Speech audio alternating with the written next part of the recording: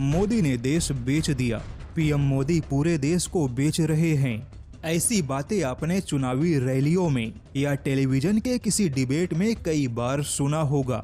यहाँ तक कि जो भी पार्टियां इस समय विपक्ष में खड़ी हैं, वह सभी अपने चुनावी रैलियों में यह कहना नहीं भूलते कि पीएम मोदी ने देश को बेच दिया।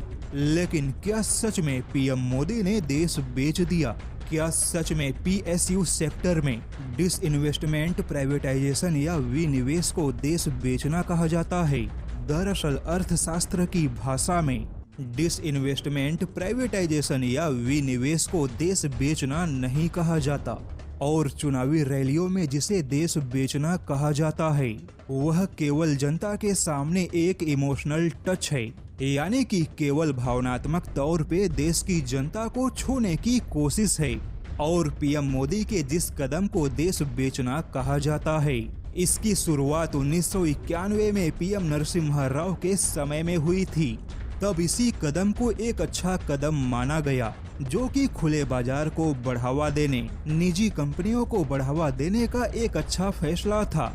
ऐसे में डिसइन्वेस्टमेंट, प्राइवेटाइजेशन या विनिवेश को देश बेचना नहीं कहा जाता, क्योंकि ऐसी प्रक्रिया से सिर्फ सरकार अपने हिस्सेदारी को कम करती है, जबकि वह कंपनी और अत्यधिक क्षमता से देश के अंदर ही संचालित होती है।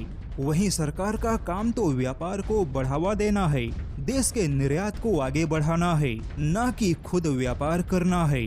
जैसे कि उदाहरण के तौर पे वेनेजुएला, जहां की सरकार ने देश का 70% व्यापार अपने ही हाथों में रखा, और आज वही वेनेजुएला बर्बाद हो चुका है।